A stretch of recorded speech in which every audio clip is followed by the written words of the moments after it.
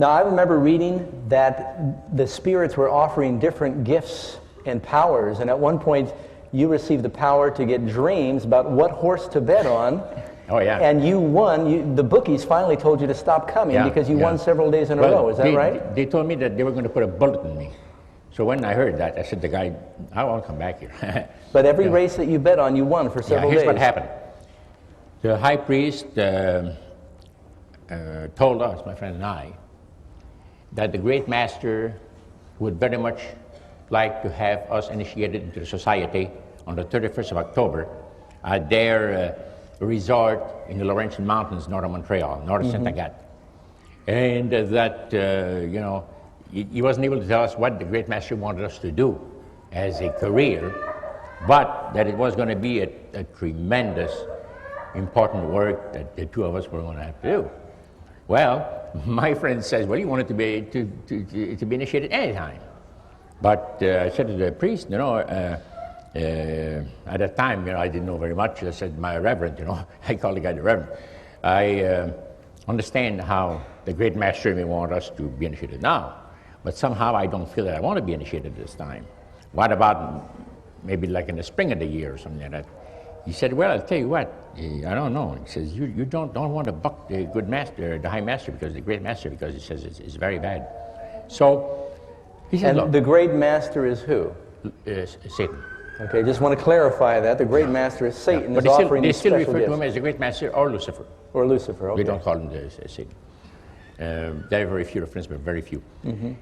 He said, look, I'm going to do something for you guys, especially for you, Roger. I'm going to pray to the great master that he give you a gift. What kind would you like? And he give 3 or 4 or 5, and choose, and whatever you choose, it says will be yours.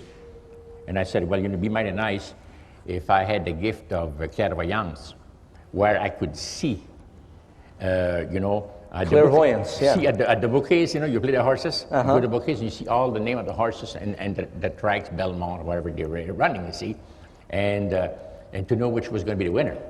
I said, that'd be great. I could make myself some nice money. He said, that would probably work with the stock market too, then. Yeah, it would probably work with anything, you know. But he said, that's yours. You got it. And sure enough, just a little bit later, I had a dream. And I dreamed that I went to the bookie and on a Saturday morning, and I saw the calendar date and everything, and I saw all the horses running at 3 different races, and the winner was the one that shone. It was shiny. Shiny. And that was one there. It was 21 to 1. This horse. It was so bad, you know, the possibility of winning was so poor that he was paying 21 to 1. In other words, if you put $1 down, you get 21, see, if he wins. Well, that was a shining one. I said, boy. Then I said, the other one, you look good. So I said to myself, well, you know, in those days, money was you know, scarce. Scarce. So I said, well, I'm going to put $2 on this guy. You know, so I put $2 on it, and then he wins. That was first. Then I put $20 on the 21 to 1 horse, and that won. And then that got the attention of everybody. Everybody said, I can't believe it. Some guy were knocking their heads, knocking their fist on the counter, you know, because they said this horse is totally worthless. He shouldn't have been in this race, and then he wins. You know, and so I was listening to these guys, and I said, boy, so you know what happened? When I came back there the following week, I left out of there with a bundle of money in my pocket. I went down to the St. Catherine Street. I went to one of the fine men's store, and I bought myself a $200 suit. That's a lot of money back then. In those days, in 1946, a bundle of money. So anyway, I came back the next week, and the man at the cage says, you're Roger. I said, yes. As I was putting some money down, he said, the boss would really like to see you. The bookie boss? Yeah, the boss, the owner of the operation. And he says, you go to that door right over there. I said, okay. So he gives me my tickets, and I go in there and knock. Come on in. You know, it was all in French, of course. Entrez, monsieur. Oh, then he sees me. Oh, you're the guy, you're Roger. I says, yeah. Come here. He says, sit down right there in front of my desk. He got up, and he walked around, make a big circle around me, look at me, sat back again, and he says, you don't look like a winner. You don't look like a guy, you don't look like a man that knows anything about horses. Well, I said, I don't. I just happen to be lucky. He said, I'll tell you what, I don't know where you're getting your information, okay? But we don't like it here anymore. You're taking too much of our nice money. So I'll tell you what, the next time that you're in here, I'll let some of my goons after you, and you'll put a bullet right up there, man, and I won't have you around here again. Now, if you want the address and names of different bookies in Montreal, I'll give you a whole list of them. I said, no, it's not necessary, sir. I won't come back. So that was the beginning. He knew you had inside information. He just didn't know how inside it was, right? So the pressure mounted to be initiated. And this was in October.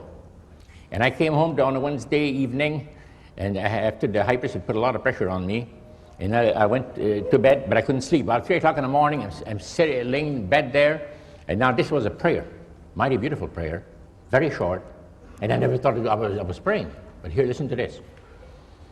I said, if there's a God in heaven who cares for me, see that? Mm-hmm. Who cares for me, help me. I don't know how long I stayed awake after that, but the next thing I knew, my alarm clock rang, and I got up and went to work. Is that something? Now, something beautiful happened. I am working in the embroidery factory, and I was working on my machine, and the 3 o'clock coffee break came in the afternoon, and I went outside to have my smoke, and one of the bosses, you see, they were Jewish, two owners. One of the bosses said, hey, Roger, when you come up, come into my office, I want to talk to you. I said, okay. So I came back up, and he said, come on in, close the door. I said to myself, what in the world is going on? He never closes his door unless he wants to fire somebody. You know, I learned that by observation, see. I said, well, what's the problem? Well, there's no problem. But he says, you could call it problem probably. You know, you notice this guy that was here this morning that I showed around the shop? I said, yeah. I said, the black guy? Yeah. Well, he's going to start working here next Monday. And he's a Christian, but he keeps the Jewish Sabbath. What do you mean he keeps the Jewish Sabbath? Yeah, he keeps the biblical Sabbath of creation, that God created the world, the earth, and blesses the 7th day and all of that. Mm-hmm. He keeps it like the Jews do, like the Orthodox Jews do. So I said, so what? I want you to find out what denomination he belongs to. It's haunting me, this thing. He says, I could hardly sleep last night, that I had to find out what denomination this guy belongs to. But he said, I'm not going to start doing this kind of work. He says, you're my friend, give me a favor, find out for me. I said, sure, no problem. He said, I'll have him work on the machine next to you. So this is in the embroidery factory. He said, you're going to have a lot of chances to talk to the guy, but don't let him know that I'm the one that wants to know what denomination he belongs to. Okay, don't worry. So to cut long story short, my machine was breaking threads, and I had to back it up and start over again. And I got very, very unhappy with the whole thing, and I started to call the saints. I was a Catholic then. When I was a former Catholic, you know, I was calling the saints down from heaven. And so the coffee break came at 10 o'clock, went out downstairs, and I was telling Cyril, I said, have you ever seen anything like this taking place? The boss comes over, adjusts the machine, he works 15, 20 minutes, thinking his work's beautiful. I get back to the machine, the threads start breaking right away. I said, I don't know what it is. I said, you have any suggestions? He says, well, I'll tell you what. He says, if I were you, I would take it easy on the Lord. I could hear you talking to the saints up there a little while ago, but he said, I heard the name of the Lord, and I thought, seeing that you've asked my opinion, I like to tell you, take it easy on the Lord. Maybe things will go better.